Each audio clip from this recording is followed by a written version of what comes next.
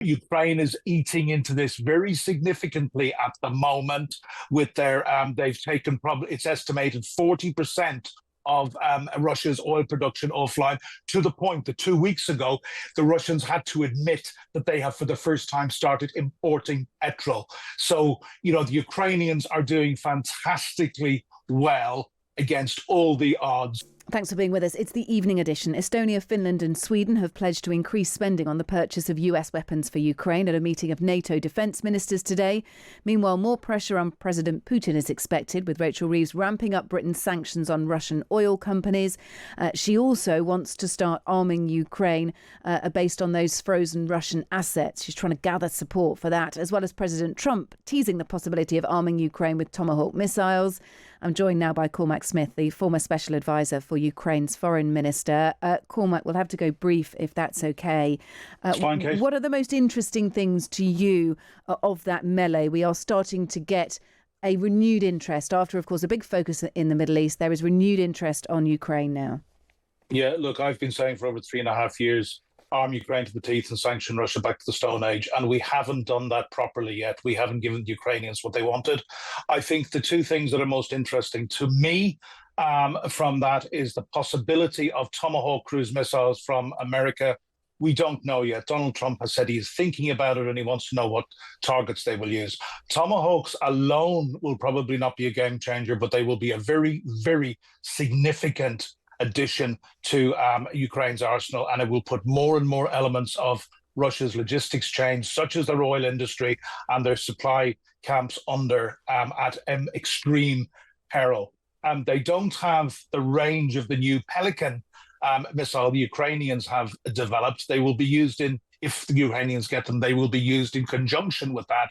But my understanding is they are probably more accurate and more stealthy. Stealthy being they are very, very hard for the Russians to detect on the way in and shoot them down. So I really, really hope that they get the Tomahawks. The second, I think, is really broadly on sanctions. There has been too much talk about freeing up this 200 billion of frozen Russian assets and giving it to Ukraine to allow them buy weapons. Russia has probably cost Ukraine between $500 billion and $1 trillion was the last time I saw a price put on the reconstruction. Entire cities have been wiped off the map, but also to finish the sanctions properly, to go after the shadow fleet, and also to go after those countries with secondary sanctions who are still buying oil from Russia. Yeah. I could just say that Russia still earns in excess of $20 billion every month from export of oil. That's what's fueling their war effort.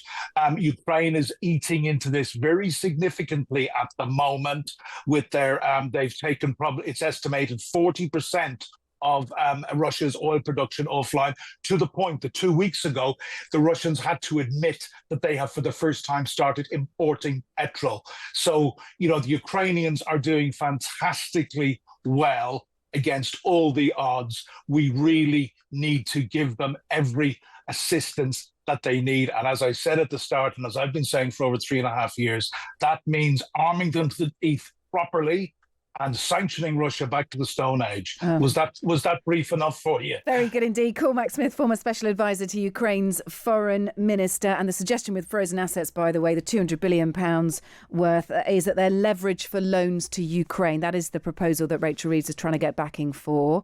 So, good morning. I really want to welcome Pete Hegseth here to NATO again, to the defense ministers meeting.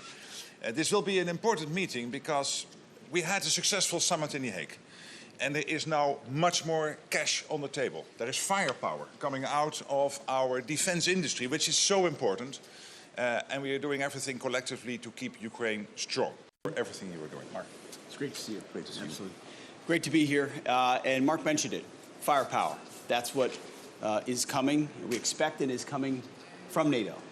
And it was a historic summit just a couple of months ago, brought about by leadership of President Trump to say we need our allies to step up. And they did, and they have, in those commitments. Now those commitments will soon translate into capabilities, which is the most important aspect of it.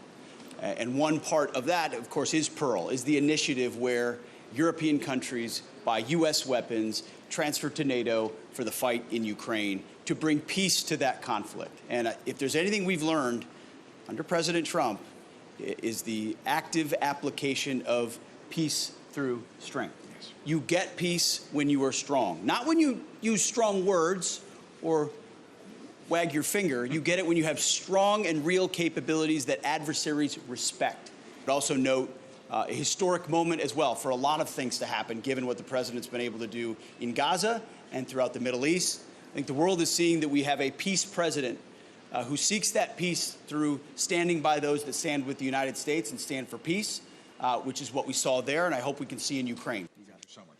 I had a very good relationship with Vladimir Putin, but he just doesn't want to end that war, and I think it's making him look very bad. He could end it. He could end it quickly.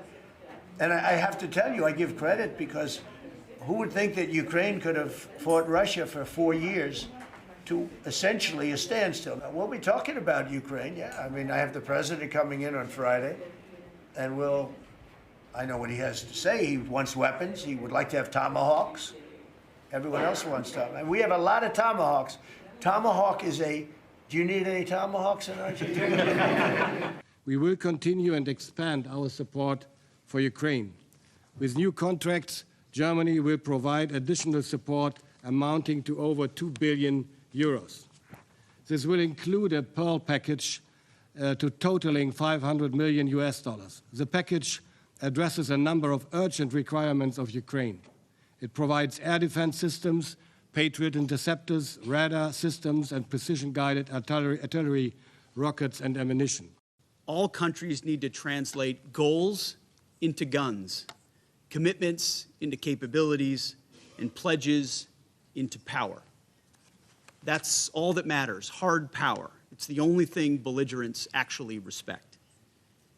Your continued investment and leadership are vital to helping Ukraine defend itself and to bring an end to this conflict. Peace through strength. Now, if this war does not end, if there is no path to peace in the short term, then the United States, along with our allies, will take the steps necessary to impose costs on Russia for its continued aggression. If we must take this step, the U.S. War Department stands ready to do our part in ways that only the United States can do. This is not a war that started on President Trump's watch, but it will end on his watch. So let us seize this moment, strongly forge peace in Ukraine, and let's bring peace through strength. Thank you very much. Funding needs under the Pearl next year will reach $12 to $20 billion. If needed, we are ready to discuss coordination of this project. The next priority is Ukrainian-made drones and missiles. We needed more FPV, ISR, and other drones to hold the front line. We continue to emphasize an urgent funding needs of $4 billion. In 2026, we will be able to build up to 10 million drones if partners commit the necessary funding.